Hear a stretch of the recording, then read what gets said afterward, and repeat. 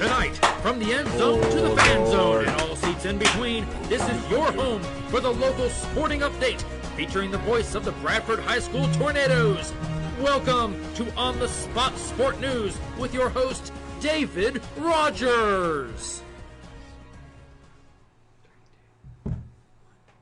Good evening, ladies and gentlemen, and welcome to On the Spot with David Rodgers. I'm your host, David Rodgers, alongside Mitchell Gunner and Byron Bagwell. Great to have you along, guys. Tonight's show is brought to you by Miracle Automotive Recovery in both Stark and McClinney.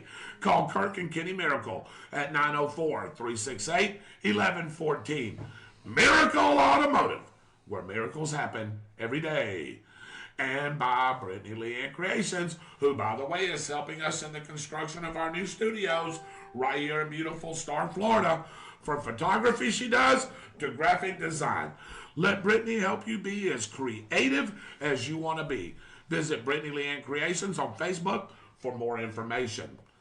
Let's get the show started as we always do with our prayer, our pledge, and our patriotic quote of the night and week. Byron, since you had one on Tuesday, it was a good one. You got me on that one finally. How about that? I don't know if you're going to get me tonight, though. Probably so. All right, let us pray. Our righteous Heavenly Father, let us once thank again for a wonderful and glorious day you've given us, dear Lord. Thank you for this time that we have to spend together, dear Lord. The On the Spot guys, our brotherhood right here, bringing information to our viewers and letting our viewers determine what they need to do with that information, dear Lord.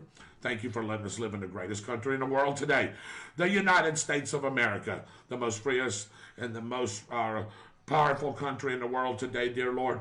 Keep your hand on it. Keep blessing us, dear Lord. Bring this division that we have in this great country together. Help us out, dear Lord. Make people see that we need to unite. United we stand, divided we fall. Thank you, dear Lord, for our great, great armed forces, dear Lord. The young men and women serving today, and of course, the men and women that have served in the past.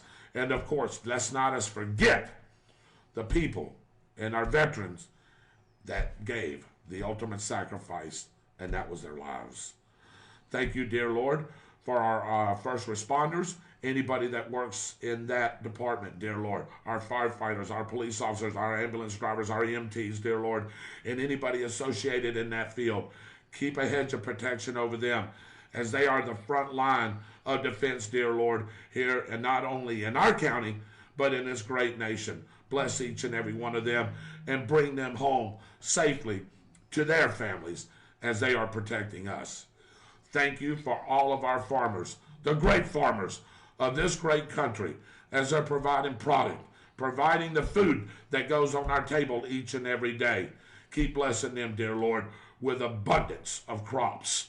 Thank you, dear Lord, for our truck drivers and anybody that's on the front line helping make America great and keeping America great. Let us thank you for the food that we receive each and every day. It goes into the nourishment of our bodies and our bodies to thy service. Any spoken or unspoken prayer requests, dear Lord, please touch each and every one of them. You're the ultimate healer, the ultimate comforter, the ultimate provider. Comfort all these people, dear Lord, and put your touch, dear Lord, on them. Dear Lord, thank you again for this wonderful day, this wonderful weekend you're going to give us, and thank you again for this brotherhood that's right here in this room. We ask for these things in your Son's name, Jesus Christ. And the congregation says, Amen. All right, let us stand for the pledge, and I'm going to ask Mr. Mitchell Gunner to lead us.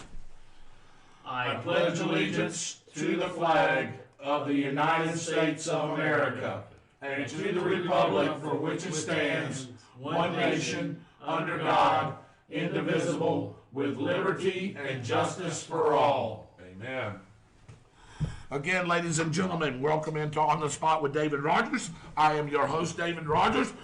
To my right, he is the guy that knows it all locally, Mr. Mitchell Gunner. Say hello, Mitchell. Good afternoon, everyone. Thank you for joining us. Yeah, and a big Dallas Cowboy fan. He's going to talk a little bit about the Cowboys. There he is right here. And to my left, of course, our national correspondent, our national guy, our political guy. He's the one that knows all the bees all, isn't he, Mitchell? Except he's wearing the wrong shirt. Well, wait a minute now. Hang on. But he is man bun himself. Mr. Byron Bagwell. Lord. Good evening, everybody. I have to take the man. That's not a man bun. That's a ponytail. There's a difference. Not according to our viewers, or is it? Hey, but well, anyway, oh boy, there, look at there. See, even your producer over here to my left is our very own director. You fix and give you the weather in just a few minutes. Give it up for our director, Michael Heater. Say hello, Mike. Good evening, folks. Welcome aboard. And to my right over here, the guy that owns Harry Business, the guy that produces this show, brings you all these beautiful graphics. He is the handsome one, Mr. Dave Holland. Say hello, Dave. Dude, thank you very much. And you know, David Rodgers, I know him. you're the show pony. You should know what a ponytail looks like. That's exactly right, because I am the show pony, and it is a ponytail. If you want to see a man bun, we'll show you that later. Hey. But not on me. Oh, yeah. Oh, yeah, almost there. We almost got the We almost got it. ponytail on the show pony there. Yeah, we Well, almost did. Anyway, what do you got for us tonight, B? well, let's see if I can stump you again. Okay. Yeah, you're not going to get me 2 times in a row, I can tell you that. Some people's idea of free speech is that they are free to say what they like, but if anyone says anything back, that's an outrage. That sounds like something that was said here pretty recently. I'm going to say that that's Martin Luther King. I'm going to say Newt Gingrich. Oh, that's a good guess. That is a good guess. David? I love Newt Gingrich, by the way. Oh, man, I can't. King does. I know, that's a pretty good one. Mitchell?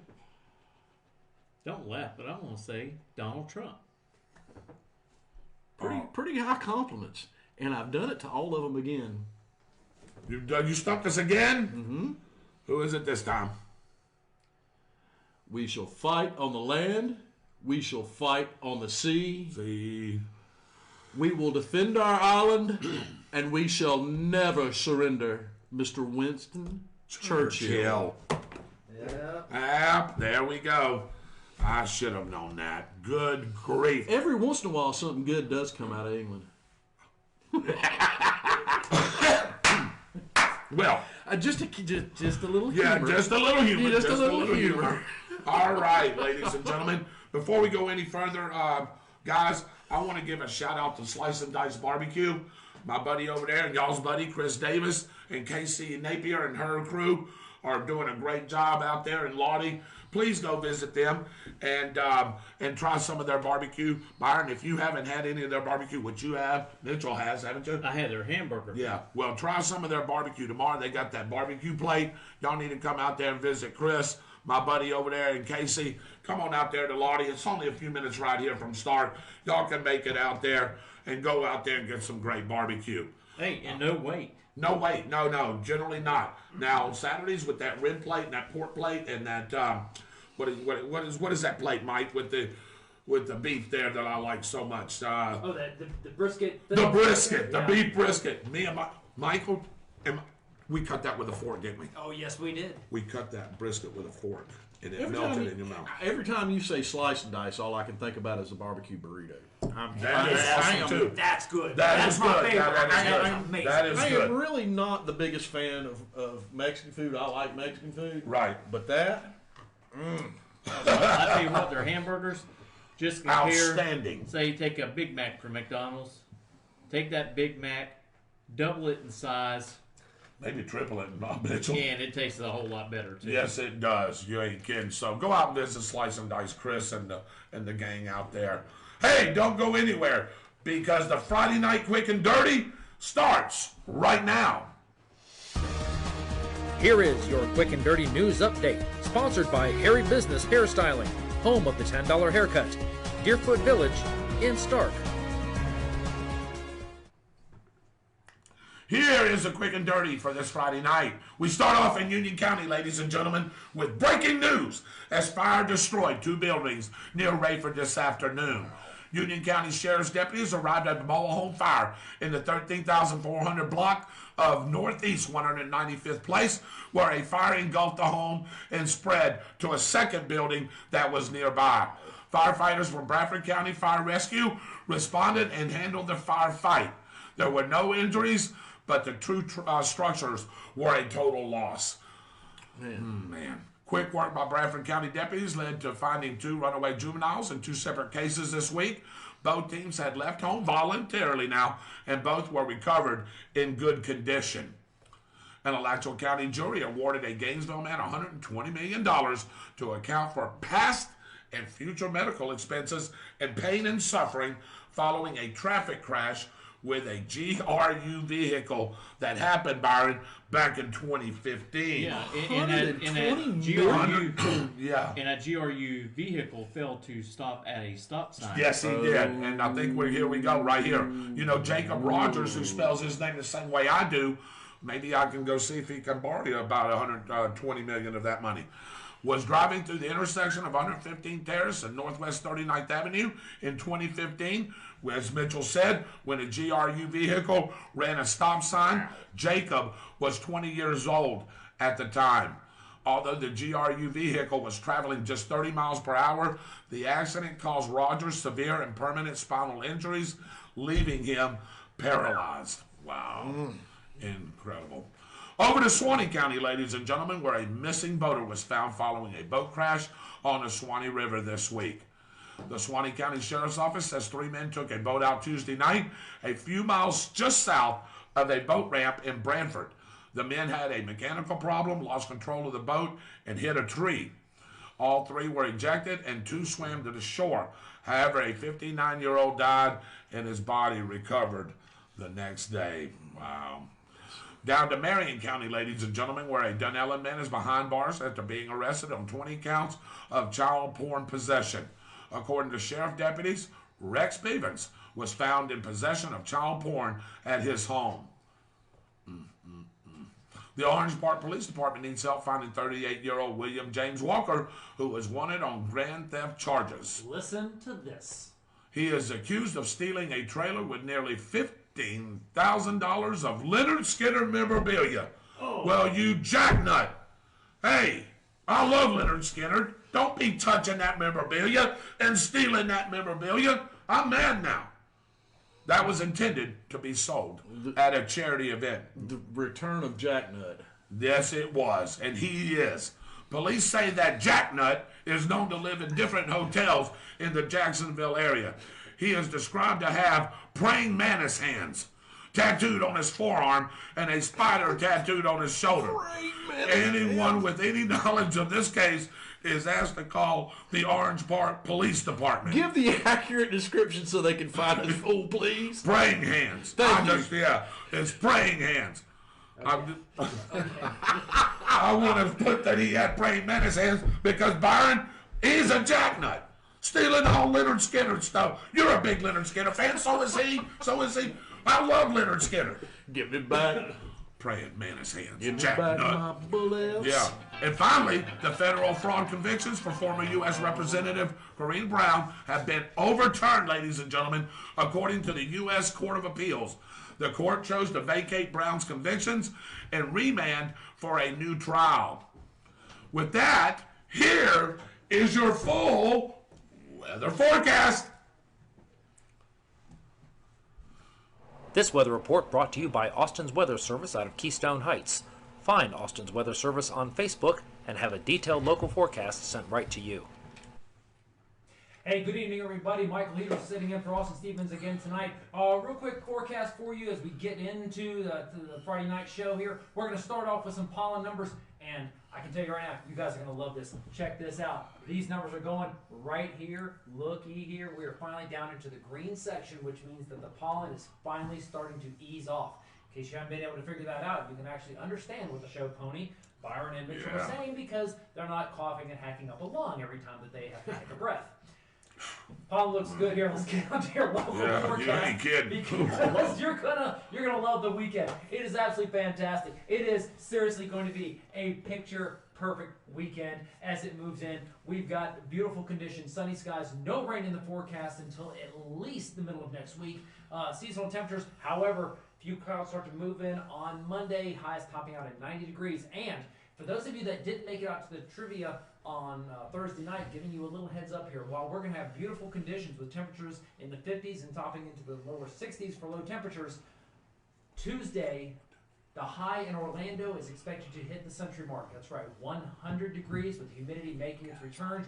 Expect those temperatures to be on the increase as we move through the next few days and weeks. After all, hey, summertime is right around the corner. And don't forget, we are less than 1 month away from hurricane season, so we're keeping an eye on the tropics. The Pacific already starting to light up. Austin says the Atlantic is not far behind, so we'll be keeping an eye on that as well.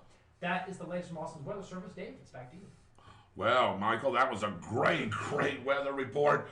And, of course, you always do a good job. I want to thank Austin Stevens for his work with our weather. And, of course, behind the scenes, if y'all don't know Austin, I've told you a little bit what he does, Mitchell. He also works with our YouTube. So, if you don't have Facebook and can't watch us live, hey, you can go to YouTube, pull up On the Spot with David Rodgers. You'll be able to catch that episode generally 24 hours later, Mitchell. But guess what? He's actually been upping the speed up a little bit. Oh, he has. And he's been put in sometimes right after the show, but no more than 12 hours or so. So, again, thank you for that weather update, and I want to thank Austin Stevens for what he does each and every show. Now, ladies and gentlemen, here's your favorite segment that brings back a little history, brought to you by our great media partners, my employer on Friday night football nights, WEAG Eagle Country 106.3 FM, Chuck and Mary Kramer, and Lynn Vellis. And, of course, our other great media partners, the Bradford County Telegraph, owner John Miller, John Ryan and Elizabeth Tillman. They work there, and they also own the New Sporting Chance. Mark Crawford, the editor, and, of course, Cliff Smelly, sports, and whatever else needs to be done. Here's What's the Date?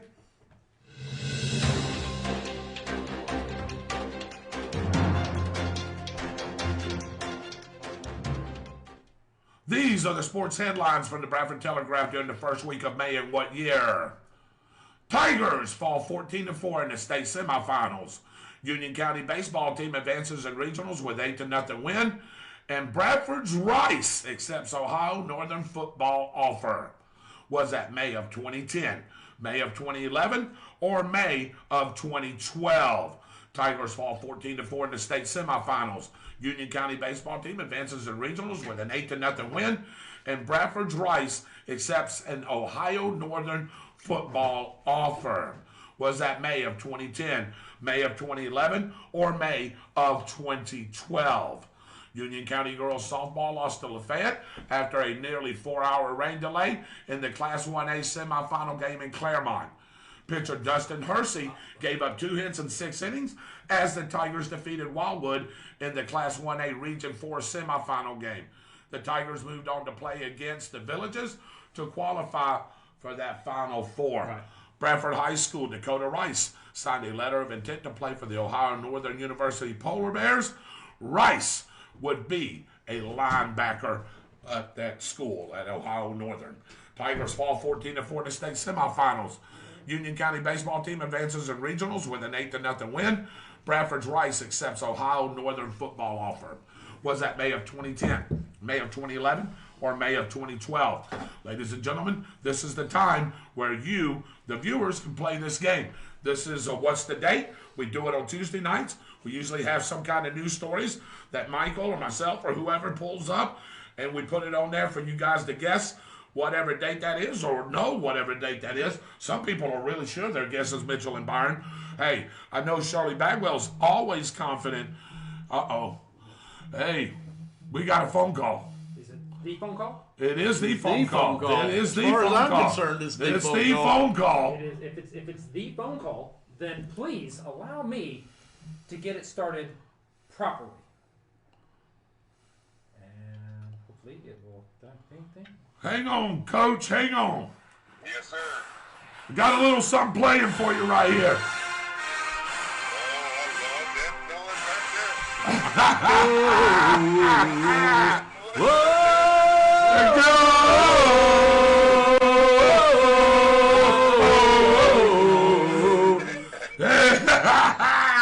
And you notice one of the co-hosts sitting next to you is sitting there with this grin on his face like, I can't believe this. Hey, Coach, I've got to tell you, most of my crew here, they're Florida Gator fans.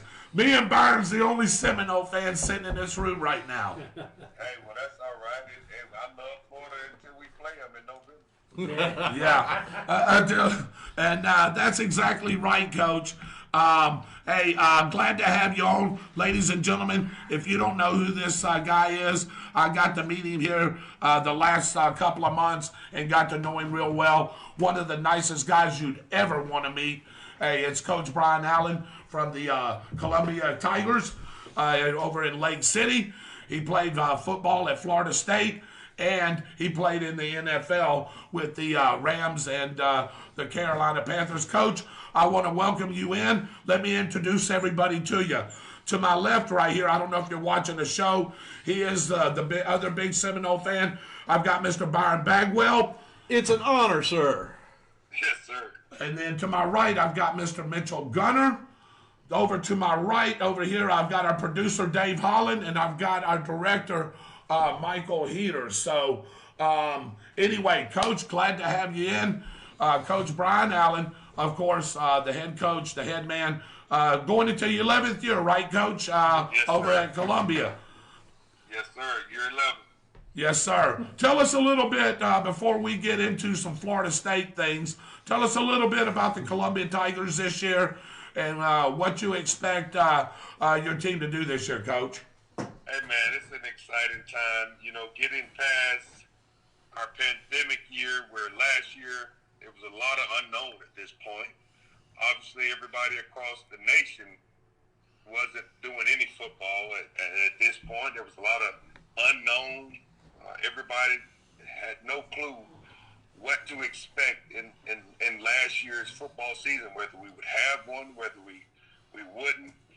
There was a lot of unforeseen. You know, as we've had now a year under our belt, to be able to understand this virus a little bit better and the things we need to do and not need to do, it's just exciting to have the opportunity to be back on the field and having spring practice. I'm sure coaches all across the country feel the same.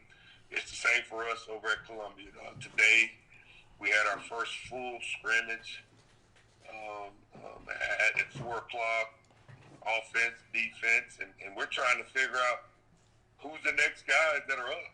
You know, each year you graduate 15 to 20 guys, and there's been guys that have been developing and they're on the JV, and we're trying to figure out who that next 11 going to be, and today was a good day, a good evaluation, and I think we got a little bit better on both sides of the football with an understanding of who we're going to be as a football team this year. Hey, Coach, Byron Bagwell sitting over here next to me again to my left, big Gator fan. No, big Seminole fan. Wrong with you? Mitchell is the big Gator fan. But anyway, Byron says, Coach, he's got some eligibility left if you need a quarterback.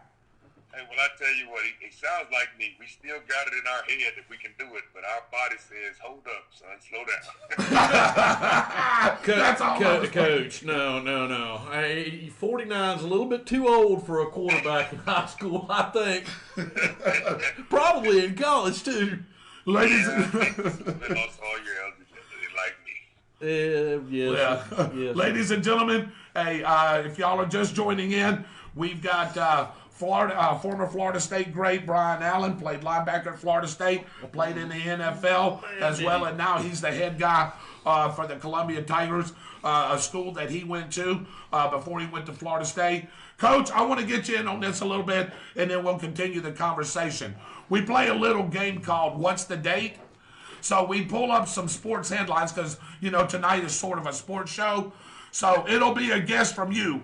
But, hey, I'm going to read off some things, and then you can tell me what year you think this happened, okay? All right. All right. So the Union County Tigers fall 14-4 in the state semifinals. Union County baseball team advances in regionals with an 8-0 win. And Bradford Tornadoes Rice accepts Ohio Northern football offer. Was that, do you think, Coach, May of 2010, May of 2011, or May of 2012? Oh, man, that's a long shot. I'm going to say May of 11. Okay, you're going May of 11. All right, Coach, that's a great guess, I tell you. So, all right, well, we'll find out here in a minute, Coach, if that answer is correct. So he said 2011. All right. Hey, Coach, Give a little insight. When you was over at Lake City, Columbia, and you was being recruited, what made you choose Florida State, and what was appealing to you at Florida State? Well, Dave, here's something interesting, and many people don't know this because they don't know me well. Growing up in Lake City and having family members that have been just bull gators their whole life and being around them, I grew up a Gators fan, to be honest. And I didn't get recruited or offered by the University of Florida. Now, if you look back over my career, Wow, and all the games that I played, I think the best ones were against the University of Florida. I think beginning my sophomore year, I was the only one to have a sack against Doug Johnson, sophomore year of 98, 90, 97. right. And seeing playing time as a redshirt freshman, a redshirt sophomore. And it just was a game for me that I had something to prove because the University of Florida, a place that I wanted to go, didn't offer me a scholarship. So when I got to Florida State and I began to bleed that garnet and gold, I was going to make sure I made sure Coach Spurrier knew this young man over here in Columbia County that wanted to play for that orange and blue was going to make sure you regretted why you didn't offer him a scholarship. So, just for me, that was a place that I wanted to play. I dreamed of playing. Emmitt Smith was my biggest hero of my whole life. One of the most awesome experiences for me was tackling Emmitt Smith when he played for the Cowboys, and I was at Carolina, and then getting an autograph from Emmitt Smith when he was at Arizona, and we played them while I was at Carolina. I ran him down at the game, and would you please sign this football for me because you were my hero coming up. But my motivation every year in November was to go out and have an unbelievable game against the University of Florida. And up until recently, I think I was still the highest drafted linebacker that came out of the University of Florida until I think Brandon Spikes may have went higher than I did. But for them to make a decision that they didn't want me, and then here's a kid that you didn't want that got drafted higher than anybody you had in that span until Spikes was like a real big deal for me. Hey, Coach, could you do me a favor? We got a young lady that listens to our show, and she's got a handicapped son. Could you say something for me, Coach? Could you say hello, Alvy, for me? Hello, Alvy. There it is. There it is. Hey, Alvy. Hey, Alvy, listen, a problem is only a problem if you look at it as a problem. If you look at a problem as an opportunity to grow, it will always not be a problem but an opportunity for growth. So you always look at the things that are adversity in your life as an opportunity for growth, and everything in life is an opportunity to growth, even when it's something that you think is negative, it's an opportunity to grow. Man, I can hear Coach Bowden in my head right now. Mitchell, do you have a question for Brian? Coach Alvin? Well, I'll tell you what, the linebacker position is one of probably the most hardest positions to play because there's so many different plays that they can send in on defense for the linebacker to drop into coverage, blitz in, stopping the run. I mean, you have several tasks that you have to do as a linebacker. As for the cornerbacks, their job is to just don't let the running back, the wide receiver get past you. And to me, linebackers got a big responsibility. And if you look on the defense, most of your captains are your linebackers. They are the ones that overlook the offensive sets and make the adjustments for the defensive line and also for the corners. If they're going to continue playing man or they drop back in zone. And so that's a lot of stuff for a player to have to get familiar with, especially in the NFL level when the game is really, really fast. Coach, what do you think? One of the biggest compliments as a linebacker is that you're not a first and second down linebacker, but you're a linebacker that your coaches feel like you have to be on the field on those rundowns and those pass downs. At every level that I had the opportunity to play from high school, college, to the pros. I was that guy that didn't leave the field. I was on the field first down, second down, and third down, which are your money downs. We call that money downs, and we still do that at Columbia because you make your money. When I say make your money, you get scholarships for the plays that are made on third down. That third down efficiency defensively, when you hold teams under 30% third down efficiency, you're winning those ball games. I wanted to be on the field. I wanted to be that verbal communicator that told everybody what the call was from the sideline, made sure everybody knew where they needed to be. I wanted that role of importance to be able to be that quarterback on defense. And, having the opportunity to be that guy at each level was something that, again, I took pride in. And, it's still today. I still coach that today. That linebacker position is a quarterback of the defense. He has a responsibility to make sure everybody's lined up. Everybody knows what's going on and how they're doing it and why they're doing it. And that's a big compliment to every kid across, again, the country that plays that position. You take pride in it because you are the quarterback of the defense. Right. And I tell you, a linebacker's best friend is your your defensive back, because he's the one that can holler out crack back to you to let you know someone's fixing to come up on you and whack you real good. Absolutely. That is your best friend. Byron? Coach, I've been thinking about what I was going to ask you for quite a while since I found out that you were coming on tonight. And I've just got to ask you this. Tell me about To the Echo of the Whistle and the man that coined that phrase. Well, you don't play to the whistle, you play through the whistle, because there's an echo of that whistle when it blows. They started with a little bit of intestinal fortitude when they blow it, but it lasts a little bit longer. So that play isn't over until that whistle, you can't hear it anymore. So that's where playing through the whistle began, and I can assure you that Coach Andrews instilled that in me very, very early when I entered Florida State in 1996. Wow. He was such a great coach. I mean, just a great coach. I remember being a kid and watching him on the sidelines and thinking, I wish I played football more than I did. I would play for that man. Yeah. Thing that's funny is everybody would have sworn Coach Andrews chewed tobacco or he dipped or something. I've never seen Coach Andrews with a chew of tobacco or chew of dip. I don't know what he was spitting on the sideline. He was making sure we were in position to make plays. Michael, do you have a question for Coach Allen? Thanks, Coach. Thank you, Coach. Hey, Coach, question for you. A pretty successful career across the board here like that one.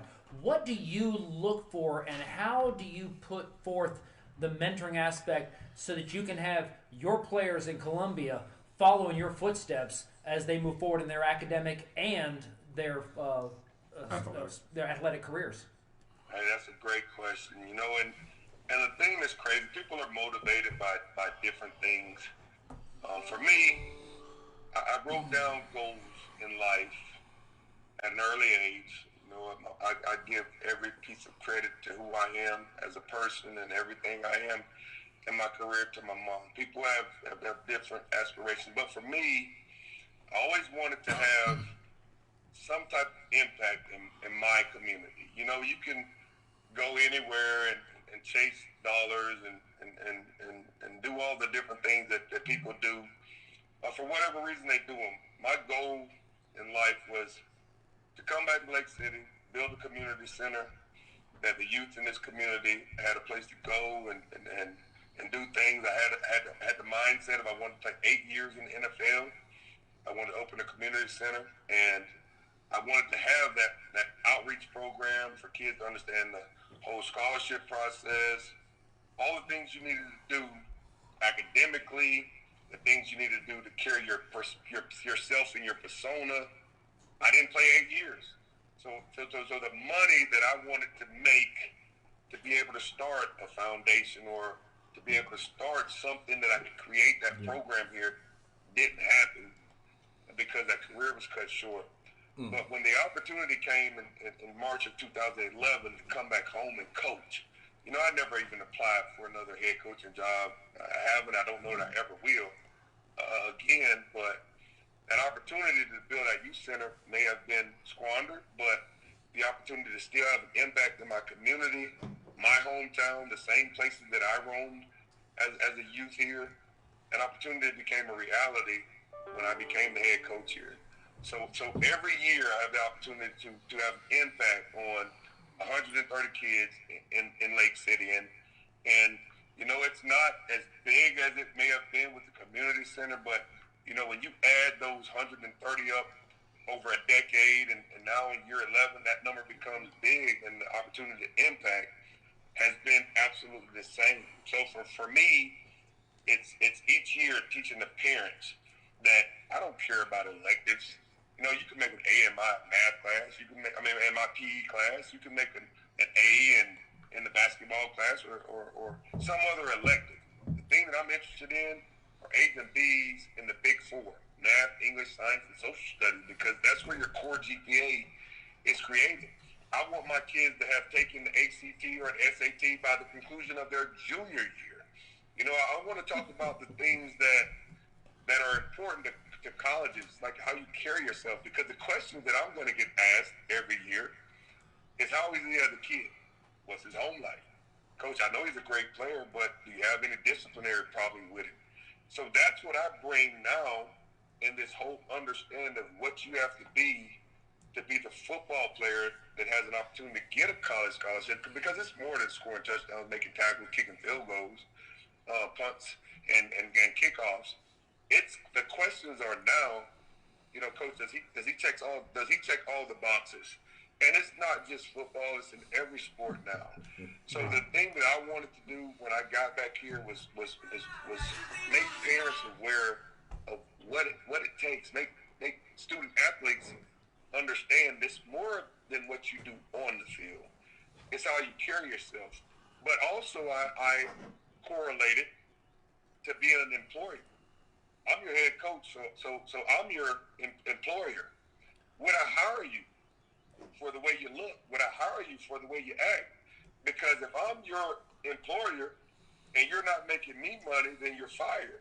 So the standard of what I try to teach here is that you're going to be accountable the same way if you were on a job. And, they don't think about it right now, but I guarantee you the things that are being instilled in them at this point will carry with them for the rest of their life, because Coach told us 2 no calls, 2 no shows, don't come back. It's the same thing on your job. You don't show up and you haven't called and checked in or called out, chances are you're not going to have that job when you come back.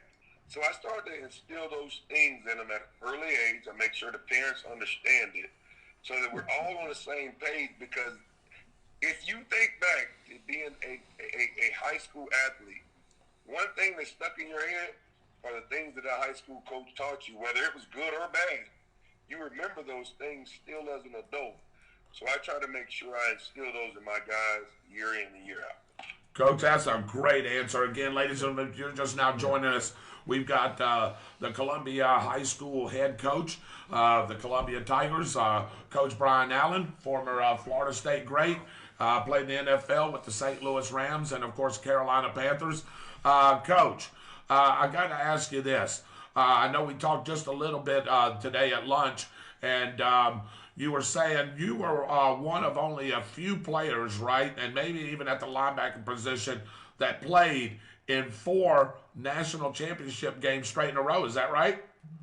Yeah, David. People look at Florida State right now, and when you look at the state of Florida, the first thing jumps out at you is Miami.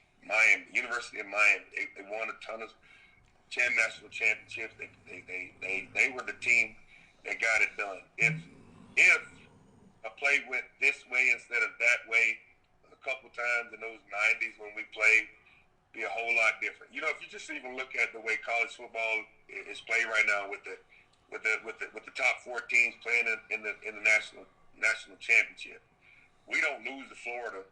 My first year there in '96, because we just beat them when we played them in November. We won't play them again because they're not in the top 4.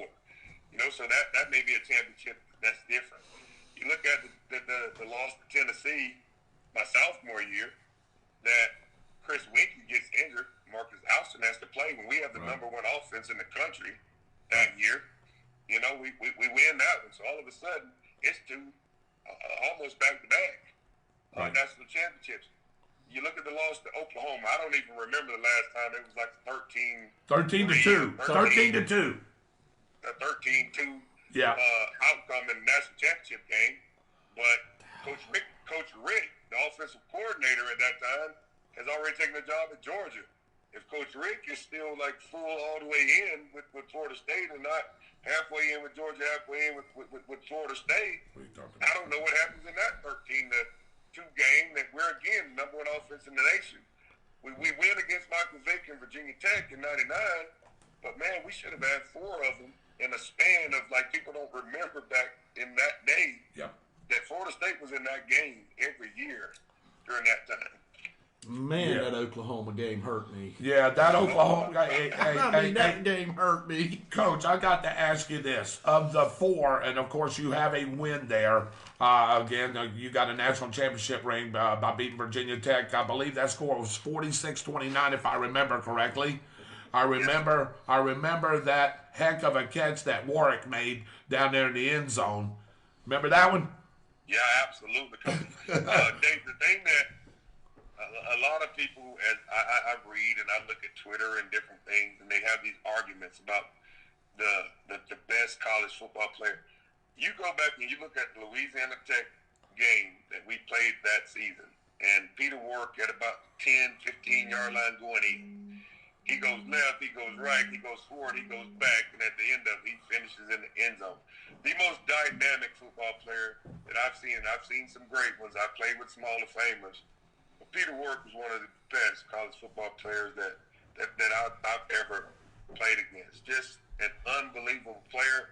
That catch was one of probably 15 to 20 highlights that he had that year before we won that national championship. And again, one of the most dynamic players I ever played with. Yeah, Coach, out of those 3 losses, which one stung the worst? I know they all sting, but which one stung the worst? Probably Oklahoma. And the only reason I say Oklahoma, it's my senior year. You know, we just came off of the first in college football, wire to wire, number 1 national championship. We beat Virginia. We started number 1 in the country that year. We finished number 1 in the country that year. We never fell in the rankings that entire year. So, you know, to then lose at the end to Oklahoma in your senior year, you know, in a game that if just something goes right, we're back-to-back national champions. You know, I think that one stung a little bit. My senior year, I was the captain of the defense. You know, that was my defense. Led the team in tackles that year. I just think that one stung a little bit more than the others. You know, sophomore year losing, Florida hurt the year that I was a redshirt freshman. Watching it, you know, I didn't want that feeling anymore. Sophomore year, having an opportunity to play, having an impact on that game against Tennessee, having a sack against T. Martin. Yep. You know, that stung, but as the confetti came down, I sat on that sideline and I watched Tennessee celebrate that victory. You know, the next year it was ours. I just think, you know, that the senior year when that's your defense, you know, which it was, you're the leader of it, and you lose that game in your last campaign, your last college campaign. I think that one stung a little bit more than any of them. Hey, Coach, out there at the high school, do you encourage your wide receivers, cornerbacks, and even some of your offensive and defensive linemen to participate in track and field? Well, and you know, it's interesting, and here's something with me. I don't know how many people do it at whatever level, but I'm a defensive guy that 5 years ago, 6 years ago, moved over to the other side, which is the offensive side of football. And I'm one that has always wanted to know everything that was going on and have some type of understanding of all of its components. I got stuck in a situation the first 4 years of me being there that I lost the offensive coordinator. I then lost the second offensive coordinator. And then all of a sudden I have nobody to call the offense. I had a great defensive coordinator in Dennis Dodson that I knew I didn't have to be over there with him because he knew just as much as I did on the defense side of football. So I took a year and tried to learn offense with everything and every component of it, from the offensive line to receivers, quarterback, and the tailbacks. And I took over as the quarterback coach 5 years ago, 6 years ago now. And, I know the importance of that position at this point. Again, quarterback ultimately is the leader of the football team. He's the leader, whether it's a defensive leader, offensive leader, special team leader. He's the leader, and that team is going to go as that quarterback goes. And he has to take a pride in it. To everybody's looking upon you. Our team is going to go, our success is going to go as you go. So the emphasis on that position is tremendous, and I think that's at every level, at every school, wherever you are. That you need to have a guy that really understands his importance when he's that signal caller. Do you encourage your players to run track or participate in other sports? Here's what I'll say, and I was leading into that. I'm the weightlifting coach. I'm the head weightlifting coach at Columbia High School. Here's what I encourage. I'm going to be wherever my head coach is. And I mean, it's as simple as that. I'm going to be wherever my head coach is. If my head coach is the head track coach, then everybody on the team should be running track. If my head coach is the head wrestling coach, then I need to be wrestling. But if my head coach has taken, I guess, the initiative that he feels like the place where he's at is extremely important to the team, then I'm going to be wherever my head guy is. So with me being the head weightlifting coach, I understand how much strength training is to the carryover to the football field. Now, when I have assistants that are my track coach, then now I feel like my skill players need to be on the track. Correct. And everybody else needs to be in the weight room. Right. So, that's a two-headed monster there when you look at it. I don't want you to take, and here's how I feel about the other sports. Listen, I don't care if a kid plays all kind of different sports. I really don't care. But here's what I do care about. I don't want to have a problem when Johnny has committed to being in that weight room with the head guy, and you've committed to not being with your team throughout the offseason. But little Johnny has gotten better than you because you were gone. I don't want it to be a problem when you come back and you're not the guy anymore. Right. So, yeah, Coach, that's a great answer. Absolutely. When we look at it from the college perspective, how many kids and we can't talk Jameis Winston, who was elite everywhere. We can't talk other players that were elite in multiple sports. We're talking high school right now. If you're an elite that you can leave football season in November, December, and you can go play baseball and skip all of the all-season workout, and you come back and you can throw 50 touchdowns in a year and 6,000 yards passing, then hey, you don't got to come to weight practice. Right. Not everybody's Deion Sanders. I think you got to be where your head guy is if he's committed to being in some place in that off-season program. Because we have a young gentleman that played for Bradford, and he's going on to college, Balfour. Yeah, Dante Balfour, Coach, the one I told you about. Yep. And he participated in track and field as well, and he's pretty good. As a matter of fact, he'll be in the state championship tomorrow, Coach, at UNF in the triple jump. Well, here's my question. Which sport's going to butter his bread? Well, it's going to be football, so. Yeah. What? It's so going to be what? be football. Football. Oh, well, why is he triple jumping? Well, I think you did. Now, I don't know if, again, here's an important facet of this thing. Every program doesn't have a commitment level to what they're doing in the off season. Every kid in my program in the off season needs to be doing something with football because our program is 11 out of the 12 months of the year active. We don't take January to April off. From January, when we come back from that Christmas and New Year's break, when we come back that first day, we begin our off-season training in the weight room.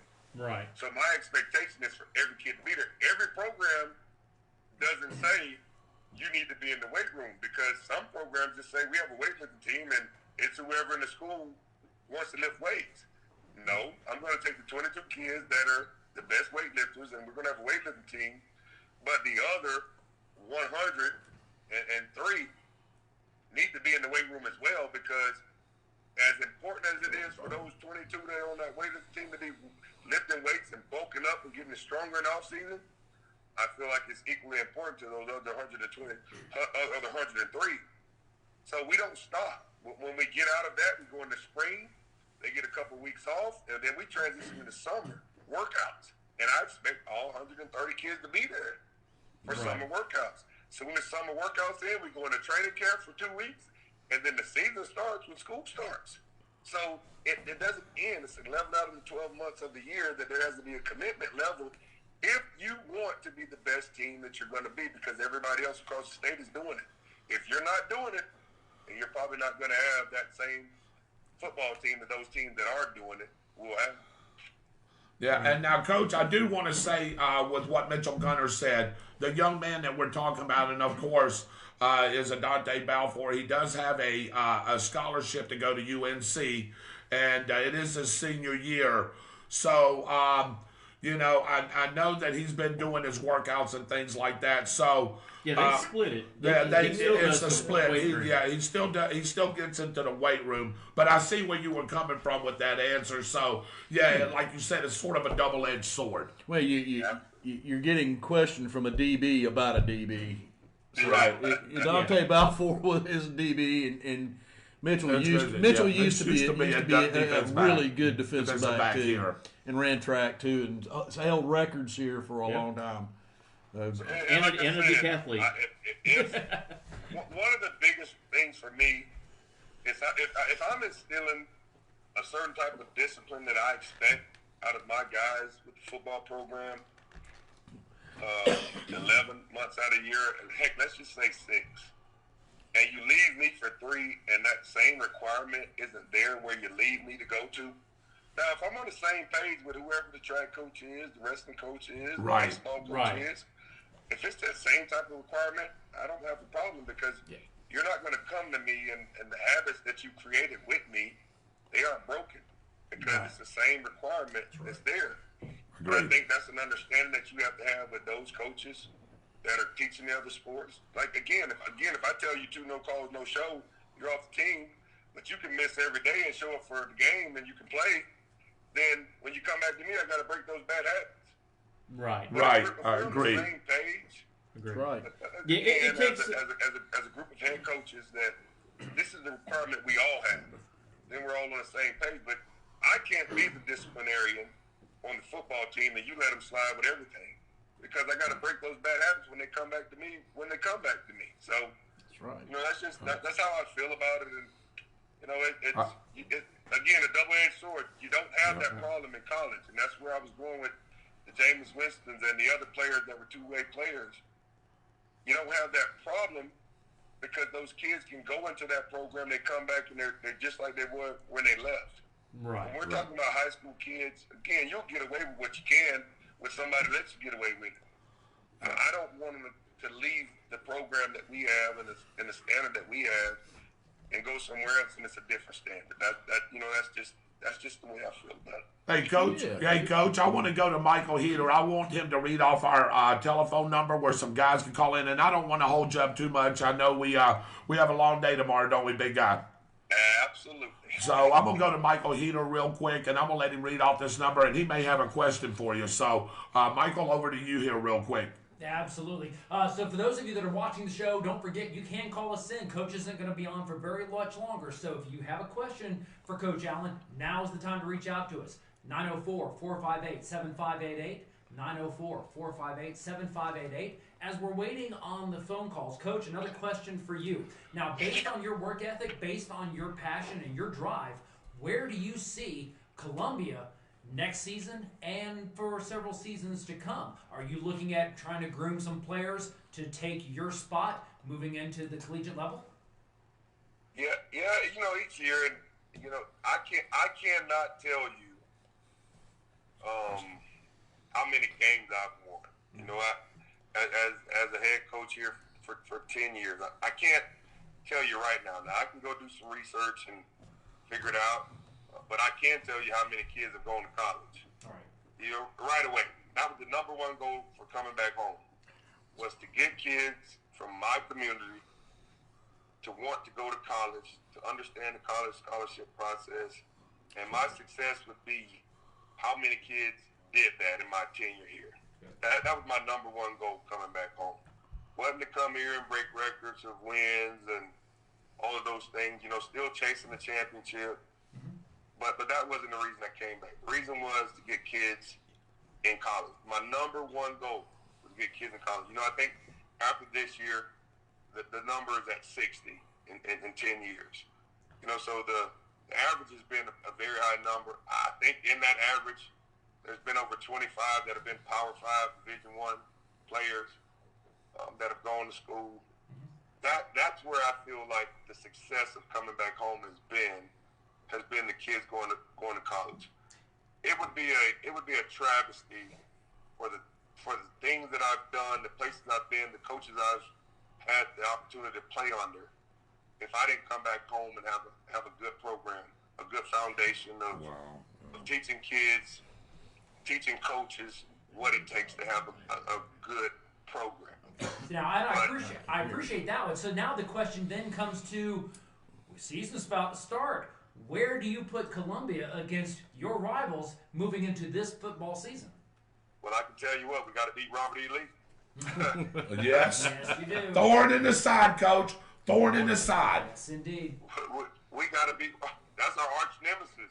We got to beat Robert E. Lee. There's 11 games, but there's one that's more important than any, because that's been the one that's kept us from moving on every year. Right. Yeah. We got to beat Robert E. Lee. So our off season, our in season, our everything is about making it to that point to beat Robert E. Lee. So spring right now is full speed trying to get as good as we can. And when it comes down to who's going to be the district champion, we're gonna have to go through Robert E. Lee, because they've had our number for the past 4 years. Yes, they have. Mitchell? And Coach, you was talking about discipline a little earlier there, and I agree with you 100%.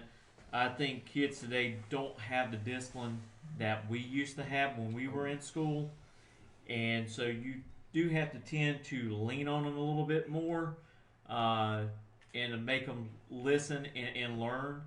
I'll tell you what, when I was young in high school and was running, and I had a bad day running either cross country or I was running on the track and it was a bad day, you know what I did? What's that? I ran home 3 miles. If I done bad, I disciplined myself to do better. And I think a lot of our kids, they don't have that drive anymore. And as far as your community center that you wanted to build, well, I think the Lord put you right in the right place. That football field up there in Columbia County is your community center. Yep. To reach out to these That's kids a great point. and direct them in the right direction, make them become better men in society, and that work ethic there on that field that you push to them every single day will push on to their adulthood in life. That's a great point. Absolutely. That's awesome. Yes, sir. Hey, Coach, I'm not going to hold you up too much longer, but we know a guy in common, used to be your defensive line coach. You know Terrence? Oh, absolutely, Dave. You know that. They're my best friends since I was 14. Yep, that's exactly right. He did tell me to spell something out for you. He said SAWFTT.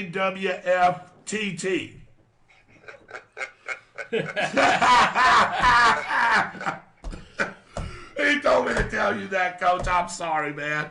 I had to do it. Hey, Coach, I ain't going to hold you. You got something else just real quick? Okay. One more, Coach. And hey man, just for this is you about know, this is about your college career. What? each year we try to grow. You know, biggest thing for me is to understand that we all are put in this earth, and it's been great being on line one this week and chopping it up with old Jonathan Talley, and he said something today that just stuck a pin in, and I'm always trying to learn. Abraham Lincoln said, you can learn something with everything, even if it's not what to do. You can learn something everywhere. And Tally said something today about lightning striking. And I know a little bit about a lot and a lot about a little bit, but I didn't know this one. He said that lightning strikes regenerate the earth with nitrogen. And I never knew that. Like everything has a purpose. God created everything to have a purpose. Everything has a purpose. And he created all of us with a purpose. Created all of us with gifts. And the thing that I guess I'll leave everybody that's listening with, no matter what you're doing, no matter where you're at doing it, you understand that you have a gift, you have a purpose as to why you were put it. Everybody has a purpose as to why you were put here. That's and there's right. a reason why you were put here. So just encouragement with whatever you're doing. Know there's a reason that you're here. Know that you have a gift that we need. Not that you just need, but we need. As a human being, we need everyone to unleash that gift that they have. Whether it's the gift of voice, whether it's the gift of your ability with your hands or whatever it is that you have. Everybody has something. Tap into it. Everybody isn't designed to play football, and the ones that do, they have something that we need that's more than just running, tackling, catching, making touchdowns. Every day aspire to go beyond what you're doing and figure out why you're here and the purpose that you're here. And every day, Dave, I'm trying to figure that thing out, man. Sometimes you get taken out of what you're comfortable in to put you where you need to be. Right. And I'm still trying to figure that thing out, man, as we move ahead in life. And, I just encourage everybody that's listening to know that you're here more than what you're doing now. If you're already living in your gift and your purpose, you're right on point. But if you're not, know that you're here for a reason, and we need it. As a human race. That's great, Coach. That's a great way to lead. But Byron's got one more question, and I'm gonna let you go. Okay? Man, after that, I don't even know if I want to ask that question because I was going to ask you what your favorite college hit was that you had. I mean, the Doug Johnson hit. I remember that one. I really do remember that one. But I'll tell you what. There's one I'll never forget. That's right before halftime. We're playing Georgia Tech at home. At Doak Campbell, and I think it's 1998 maybe, and they throw a slant across the middle, and Kelly Campbell is the receiver. Yes. And if you can find it somewhere and look it up, his jaw was broken after that leg, but it was one that I'll never forget. He ran a slant, and I was playing middle linebacker, and it was the wrong place to be. I'll never forget that game against Georgia Tech, night game. We're in the 8 o'clock deal. Everybody's watching. Everybody else is done playing. And right before halftime, they throw that slant across the middle. And 97? 55 was sitting there. And he had an opportunity to meet me. Hey, and I guarantee you, he asked that quarterback after he was able to talk, why did you put me there?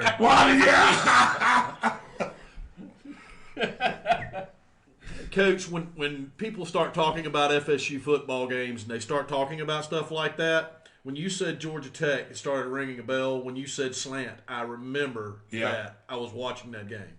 Yeah. There's not a whole lot of us floating around this area, but there are some of us, and I mean, woo, Lord, Yeah. Lord, I think I was 27 when you did that, and I remember going, that's what I'm talking about. That's football. Lit him up. Woo! Hey, Coach, no more of your time tonight, man. Hey, I appreciate you. I'd love to have you come on, maybe come on live with us, but if not, I'd love for you to call in again. Hey, it's been great. A lot of great information. And I want to thank you for your time. And I want to tell everybody before we go, I knew of Coach Allen. I know his football career. I follow Florida State You know how I follow sports, pro football. I knew of Coach Allen, never met him. I'm going to tell you right now, one of the nicest guys that you'll ever want to meet, one of the most personable guys you'd ever want to meet. And Coach, I'm just glad I got a chance to meet you, man, and now I hope I'm your friend, and will always want to be your friend. Got any Absolutely, tickets? Dave, man. Hey, I heard a lot about you before I ever met you as well. You know, having buddies that are out there, I had heard about the boys. And they didn't do you any disservice when I had the opportunity to meet you, man. And you know, I appreciate the opportunity to come on and look forward to moving forward in our relationship, friendship, and man, I just appreciate it. The opportunity to come on and be a part of your show. Hey, thank you, Coach. We really appreciate it. What you got, man? David, Yeah. y'all ought to have a little football game out there and let someone throw you a slant. Oh, no. no. I'm not volunteering for that either. No. Coach, you don't volunteer for that either. I am not volunteering for that. Hey, well, I guarantee you, we probably all going to be being gay. Again, hey, Coach, thank you for joining us, ladies and gentlemen. Hey, Coach, I'll talk with you later. That was Coach Brian Allen. Thanks, guys. Coach. Yes, Thank you, sir. Coach. Have a good one. Go Tigers. Go Tigers. Go There you Tigers. go. You know, when we're not rooting for the Tornadoes, of course, you know, I'm always listening to Oh, yeah, Lake definitely, City. definitely. And I want them to do, because I work over there. We want all our area teams to do good. What a great interview. Michael, that guy is passionate. He is very smart. And again, I wasn't just blowing smoke, ladies and gentlemen, anybody that's still on. I want him to come on live. Dave, as soon as he walk in the door, you would just love this guy. You want to gravitate toward him. Everything that he says with class. He says with, and it means it. He says it from the heart. And I think if you listen to any of that interview, that you would think the same thing. I think, he reminds me of Tim Tebow. As I love Tim Tebow. I'm not a big Gator fan, but I love Tim Tebow, what he stands for, what he does. Right. And you can hear it in Coach Allen's voice as well, Byron. And that's the whole thing. He wanted to build that community center, and he's doing the same thing right there out there on the field. On the football field, yeah. He's making impacts in people's lives, and and sometimes they don't understand. You have a positive impact on one person. That positive impact can affect 2 people, and 2 people to 4 people, and It just spreads like it that. spreads yeah. like wildfire. So I think the Lord's put him right where he needs to be. David, what did you think about him? I know you were trying to run the screen here. What about what he said? Did a lot of that make sense? Bring back some memories for you as well? Wow, he sounds so knowledgeable. I couldn't imagine everything that he's went through. But I really enjoyed his conversation and, learned a lot. Yeah. Michael, what'd you think? I thought it was great. I really appreciated him coming on. I think that kind of mindset is going to be one that really has a big influence on a lot of kids for a long time to come. Carries. When we were doing that interview, I kept on listening to him, and I'm like, I've heard this style of talk before. Yep. I've heard the actual thought processes that he's heard that this is coming from before, and I could not help but to think about the Bobby Bowden story and watching it and listening to Bobby. Yeah. And when you have great people training you and teaching you, basically he's teaching you to be a football player, but he's also teaching you to be a man. Yeah, life skills. And the life skills that have carried over from that to coach. Yeah. I mean, you can see it. You can see it. I know y'all are Gator fans. I know y'all are Gator fans, but we all follow Florida. We all Florida State football. We all know who Bobby Bowden is. Didn't he sound Bobby who? Saint Bobby?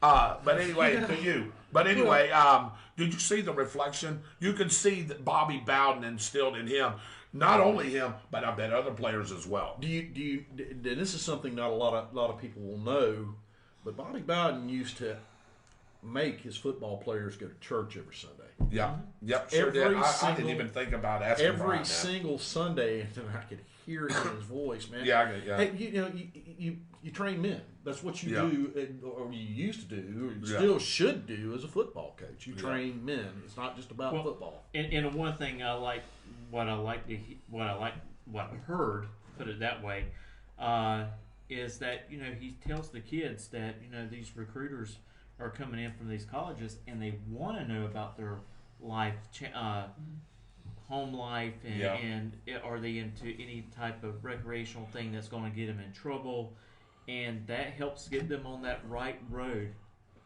the right path, to stay away from trouble, because I hate to turn on the news and hear about a college football player doing something stupid, Right.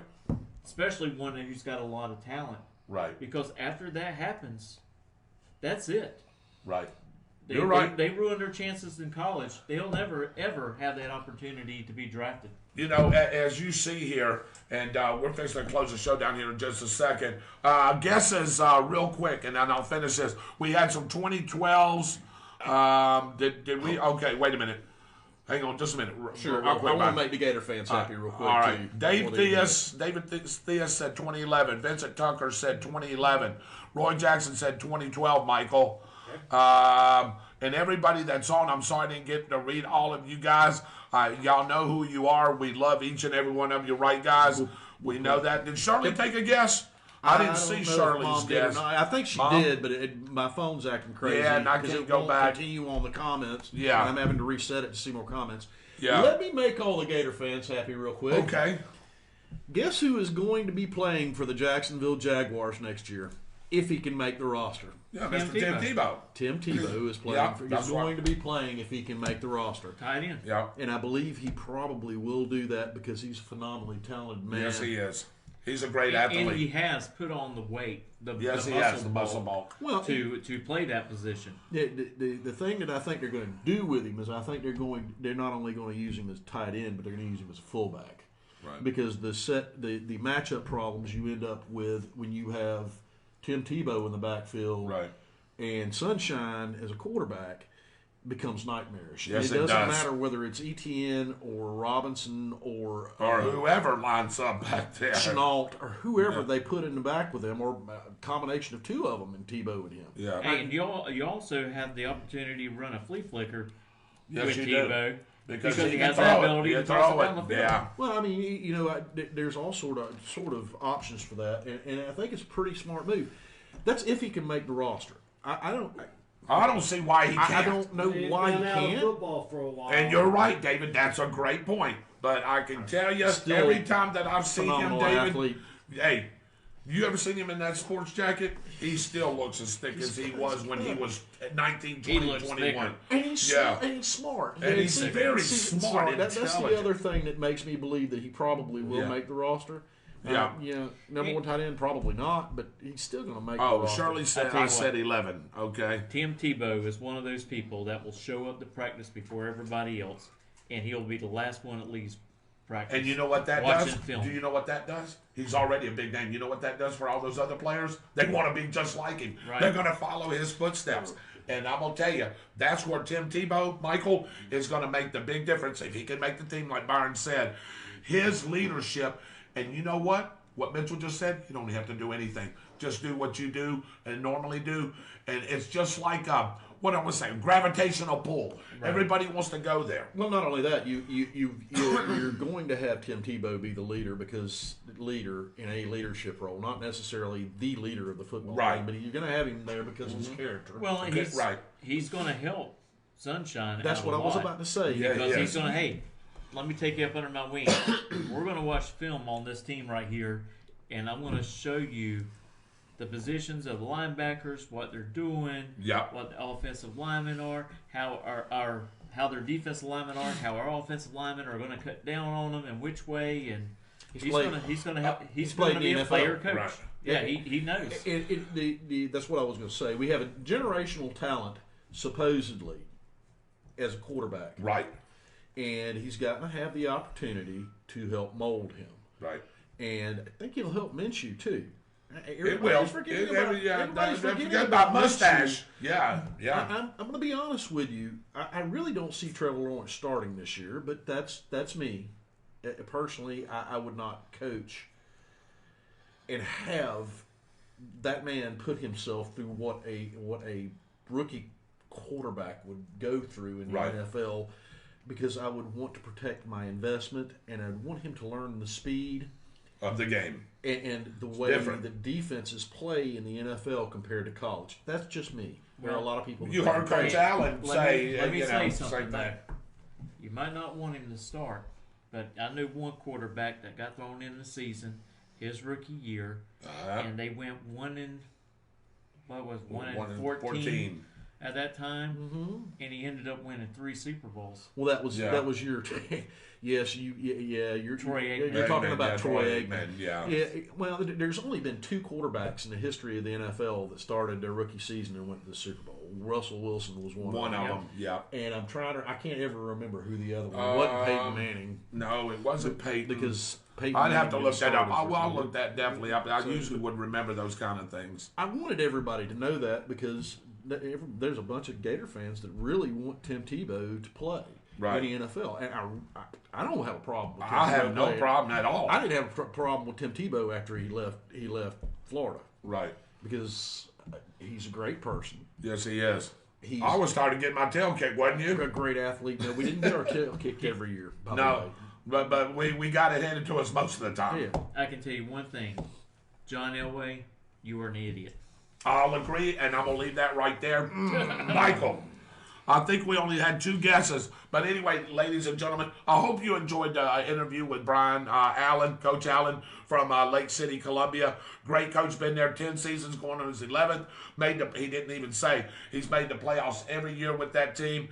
If it wasn't for Robert E. Lee on that schedule and in those playoffs, I believe Lake City, Columbia would have at least a couple of championships, or at least play for them. As he said, you got to get past your rival. For them, it's Robert E. Lee. For us, generally it's Baker County, and now Union County coming on this season. But, we're going to get into that. The main rival that we're going to have in our district now, Yeah. it resides a little bit further than that. Yes, it does. And that's they're on our schedule, too. Yes, they are. And they're the Cowboys. Madison County. And I'll tell you right now, that'll be a whale of a game. But I do want to say something about, I know we had Coach Allen on, and we're going to get Coach Brian Tomlinson on. Coach Brian Tomlinson and Coach Brian Allen have really the same philosophy. If you hear both of those gentlemen talk, Coach, I am so glad and so thankful, gentlemen, that we have Coach Tomlinson as our head football coach. He gets it. He knows what he needs to do to instill into these kids how to win. You've seen it. We've been in the playoff, 5 years in a row now? Looking for 6, looking for some bigger and better things. Coach Brian Tomlinson is heading in the right direction. Again, he talks just like Brian Allen. He does. It almost, when Brian was talking, I was thinking about the other Brian, because they are similar in what they say, what they do. We've had a chance to interview him, and what a wonderful interview he was. And we're going to get him back on. We're going to have many chances to talk with him. Heck, let's get both of them together in here, man. Oh, I would love that. That would be a great thing. Look, Michael, maybe we can try to set that up. Coach Allen from Lake Columbia and Coach Tomlinson. Yeah, let them sit in here and talk about each other's programs. I mean, hey, look, Columbia plays 6A. We playing in 1A. Yeah. You know what I mean? We're not on the schedule right now to meet. So that would be a great conversation. I would love to pick both of those guys' brains. They know, hey, they forgot more football than I know. Those 2 guys. I just want to sit in the same room and listen. That would be an awesome conversation. I love to learn about football. I always have. I mean, from the first time I turned a TV on and went, what is that? I love this. Mm-hmm. And it was, guess what? Who was it? Oh, it was those Cowboys. It was Dallas. I was a pro fan before I was a college fan. Yeah. And you know, look, I love football. I've always loved football. I love the game. I love the X's and O's of it. I love everything that it instills. And yes, I'm still a Cowboys fan to a point. But guys, these men create men, and that's the bottom line to it. And they both do. But anyway. Oh yeah, they were. I want to that talk was who I about was- him. Right, Oh my God, Roger Starbuck. Staubach was my idol. Starbuck, and Oh, my guess who gosh. the running back was? Oh my, yes, sir. Tony Dorsett. Dorsett. Yeah. Oh my gosh. Yeah, Utah the- Jones, all those- Bob Bullet Hayes. Oh yeah, that whole entire all those- group, man. Golden Richards, you remember that name? You remember Golden Richards? I want you to look up Golden Richards. He was a wide receiver on the other side of Drew Pearson. You remember Golden Richards? Drew. I tell you what. Hey, Great. so Too Tall Jones, Jim Jeffcoat, Randy White. Randy White. White. Oh my gosh. Danny White. Danny White. Danny White. Yes. I mean, you keep on. You can can rattle name off them forever. name after name after You can name name after them name. forever. You know, Jim Jeffcoat. Oh yeah, all those guys. Yeah. Nate Newton. Yep, Nate Newton. Exactly right. You're forgetting tight ends and fullbacks right now Yeah. because you can name a bunch of those too. Yeah, the Moose. The Moose. Yeah. Number Moose. Johnson. Yeah. Bruce Johnson was great.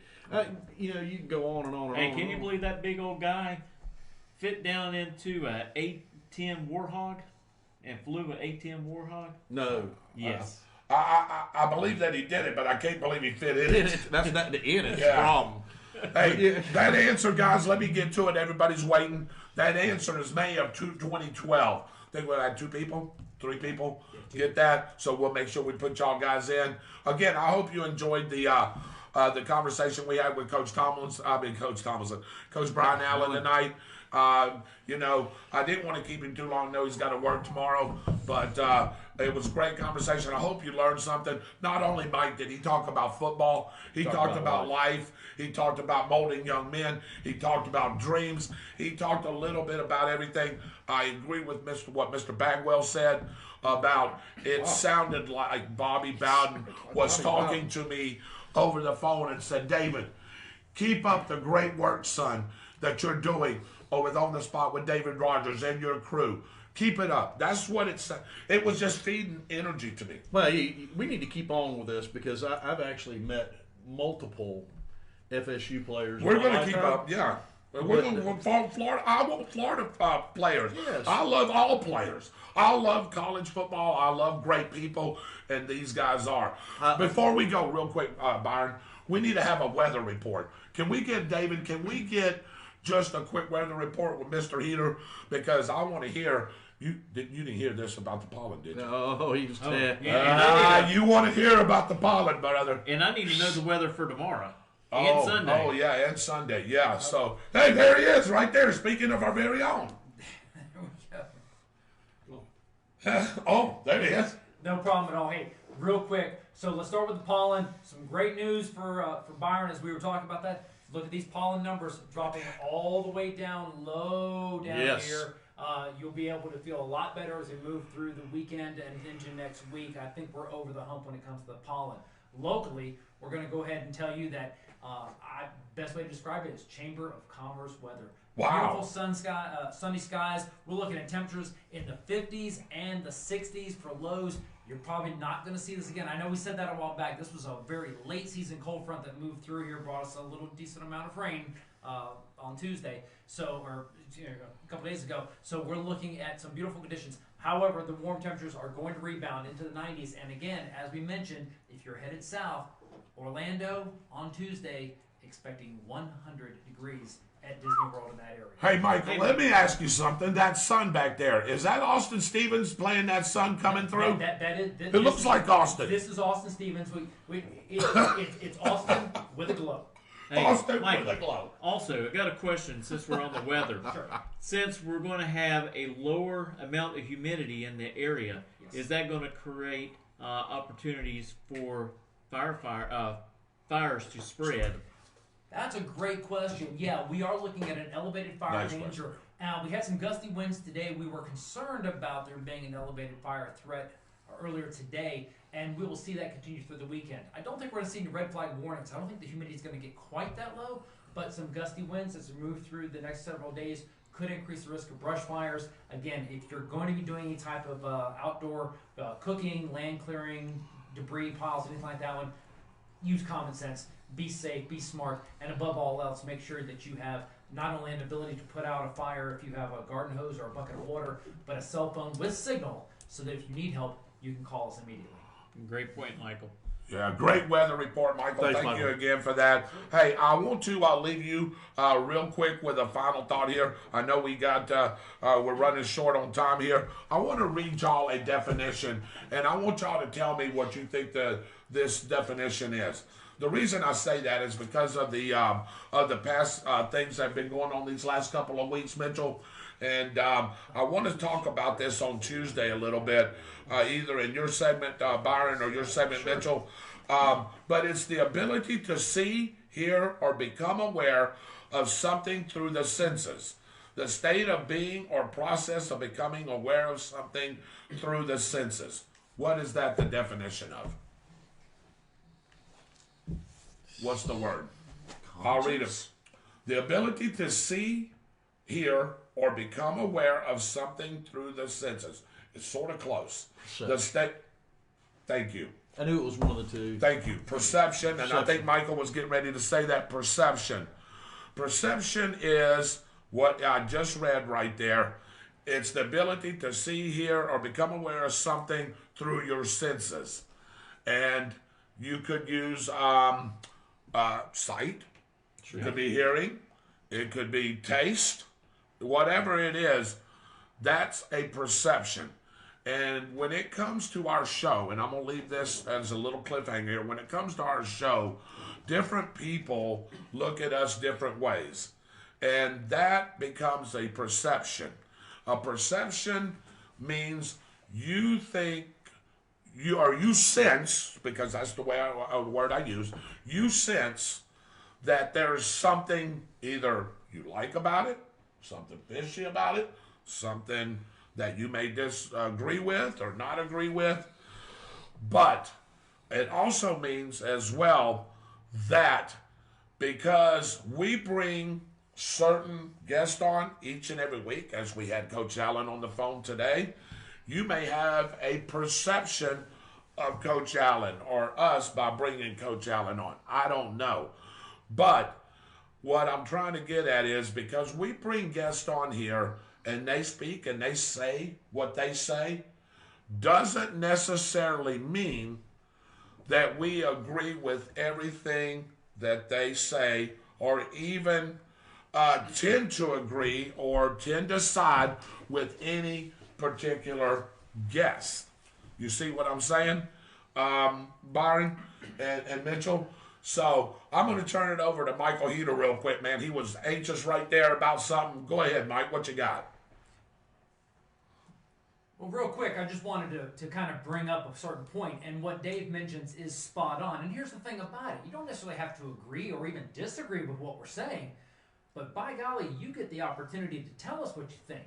So we have phone lines, we've got email, we've got messenger, and if you feel that there's something that was mentioned by a guest or by the host, by me, by anybody in point of discussion, we invite you not just to comment, not just to call, come on the show. This is your show. We're here to take care of our community and you. And just because we bring in a certain group to discuss a certain hot topic doesn't mean that we don't necessarily lean one way or the other, but we invite you, we encourage you, and we strongly want that information from you as part of the show. We are all about being balanced, and if you have a point that you feel that is important to you, then it's probably important to us and to everyone else as well. And that's a great point, Michael. And I seen you rush over it because I seen it in your head. You was like, I had to get that out. But anyway, Michael, spot on. If you have an issue or you think we're saying something wrong or you disagree with something, that's what this show's about. Like Michael said, it's all about the viewers. Say it, call it, email us, message us. You have the right and the say-so to do that. And of course, we will address each and every issue, as our director just said right there. So, absolutely. So, I just wanted to read that out, and I'll get more into that a little bit because I think sometimes the perception, Michael, and you guys while you're here, sometimes the perception about us is we tend to lean one way or the other, or because we bring a certain guest on, we tend to lean with that guest. And I'm going to tell you right now, that is the furthest from the truth. Right. Hey, we bring the guests on, we ask the questions, you ask the tough questions, you, the audience, get to make the determination if you are buying what they are saying or agreeing with what they're saying. That's for you to decide. And as Michael said, we are just a vessel and the opportunity to bring that to you. So I just wanted to bring that up. It was some things, like Michael said, that has been going on the last couple of weeks, and it was just something that I thought needed to be said. Yeah. You know, we want to answer everybody's questions, but there are some of them, and some of you will see this comment that we're not talking about. We are not talking about how doctors flush away certain things. That's correct. No, we're not. We're not going to doing do that. We're not doing that. Just to let people know. That's exactly right. There's a bunch of people that are going to see that comment. Yes, exactly what I'm talking about. That's exactly right. All right. Hey, David, before we go, when is our next show? Our next show is Tuesday night. No, next sports show. Oh, next sports show. Not this Friday coming up. The 21st. That's correct, the 21st. That's exactly right. And I want to try to reach out and have a Olympian medalist. He runs for Jamaica. Yeah, love that. All next week. I'm not going to tell you your name. It's going to be a surprise. Okay. And we'll kind of leave you hanging there. Let's live it as a cliffhanger. That's right. On behalf of Mr. Byron Bagwell. Good night, everybody. On behalf of Mitchell Gunner. On behalf of our director, Michael Heater, and Dave Holland. I'm your host, David Rodgers. God bless you guys. Hope you have a great weekend, and we will see you Tuesday night for another great episode of On the Spot with David Rodgers. Thank you to all our sponsors and everybody. God bless. I love each and every one of you. And hey, stay safe this weekend. Oh, Mother's Day weekend. Happy Mother's Day, everybody. To all the mothers. Yes, and so all. I forgot, David. God bless.